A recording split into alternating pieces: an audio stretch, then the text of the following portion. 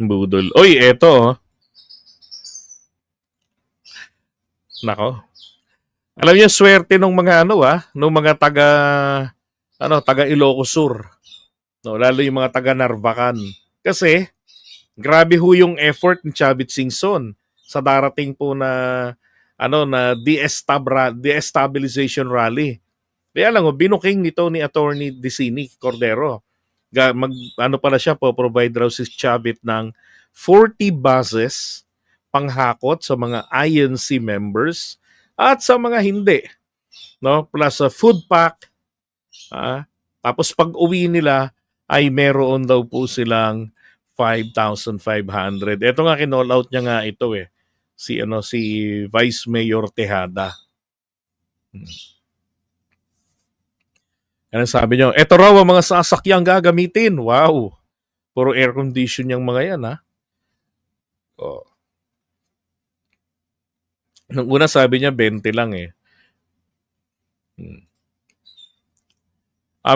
Siguro nga ito 20 para sa mga taga-INC.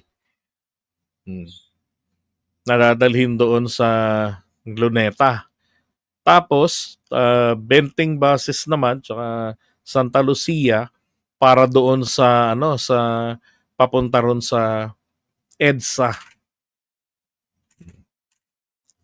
Ano niyo kung bakit ko inaasahan po na magiging magulo yung rally na yan?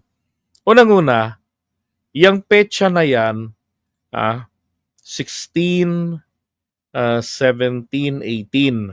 Yun pong 17, 18, hindi ho binibigyan ng permit ang paggamit ng EDSA o anumang activity doon sa EDSA Shrine at sa People Power Monument, lalo na pagka malakihang kilos protesta. Kasi nga, makakaapekto sa daloy ng trapiko. Madami na namang mapipinsala. Tapos i-hijack nila, palilitawin na ito ay supporters namin na puno ang EDSA. Bumubusina, di ba? Busina yan ng galit sa korupsyon. Pero ang totoo, busina ng mga galit na tsuper dahil hindi na umuusad ang daloy ng trapiko dahil sa kanila. Yan lang pagmamatigas nilang i-occupy nila yung EDSA, paglabag na yan sa batas ng MMDA. Diba? Kaya inaasahan ko isang gulo talaga ang idudulot ng mga magrarally dyan sa EDSA sa araw na yan. At kung ang INC ay walang kinalaman sa panggugulo na yan, sa pagpapabagsak kay PBBM sa mga aksyon, sa mga panawagan, maliban na lamang sa kanilang panawagan ng transparency, sana naman kondenahin nila ang mga grupo na yan ng DDS. At dapat walang INC members na papupuntahin dyan sa EDSA sa araw na yan. Diba? Kung gusto nilang irehistro ang kanilang saloobin, gusto nila ng transparency, idamay na nila etong si Marcoleta sa transparency sa kanyang sose. Ayan, Ang pangako ay free ride. Dapat lang. Food at 5K na ibibigay pagbalik ng mga OATs galing Manila dito sa Narvacan. Sigurista din naman si Chavit, dapat muna, 2.5 pagsakay. Diba?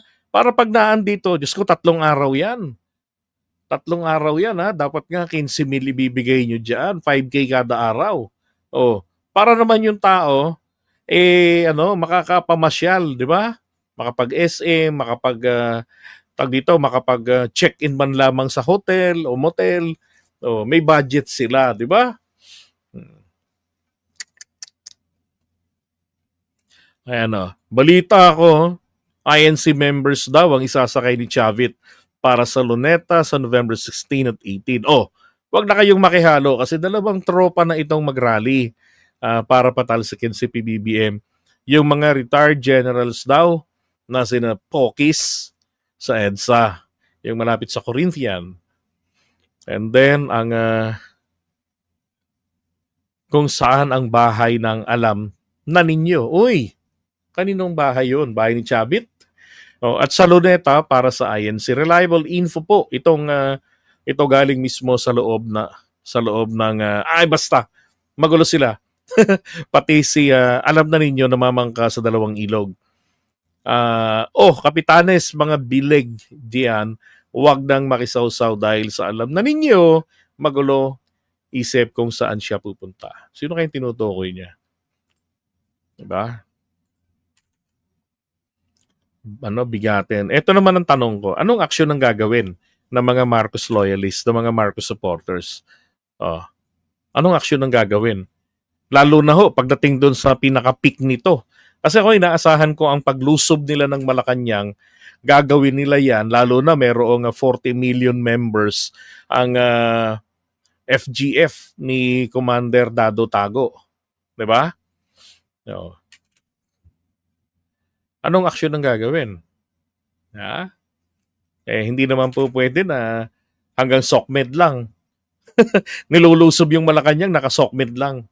Diba? At saka isa pa, sakali namang lusubin nila Malacanang, pwede namang gawin ni PBBM lumipad papuntang Ilocos Norte, and after all, meron naman doong meron doong tinatawag na Malacanang of the North. 'Di ba? Doon niya ilipat ang seat of the government. Tapos si Sara doon sa Malacanang muntanga. 'Di ba? Kasi hangga't hindi nagbibitiw sa pwesto ng presidente, mananatili siyang presidente. Pwede niyang ilipat ang seat of the government. O yung mga cabinet secretaries niya, kumalas, pwede siya mag-appoint ng panibago.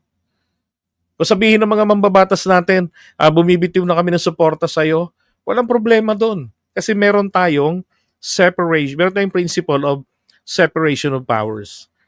Ano kung bumitaw kayo suporta, pakialam ko. Di ba? Hanggat hindi siya bumibitiw si PBBM o hindi siya nai-impeach, wala namang impeachment proceedings Hanggat hindi niya isinusuko yung kanyang posisyon. Di ba? Pumunta siya kunwari ng Japan. Siya pa rin ang presidente. Sabi nga nitong si Secretary Dizon, nasa likod sila. Yung mga cabinet members, importante yan Nasa likod pa rin sila ng Pangulo. Kasi siya naman yung nagpaputok ng corruption na to sa flood control. 'Di ba? Tapos siya yung pag-iinitan, siya yung pababagsakin. Hindi mga kayo, protector ng mga korap, 'di ba? Yung mga magrarally para pabagsakin si PBBM. Ay nako.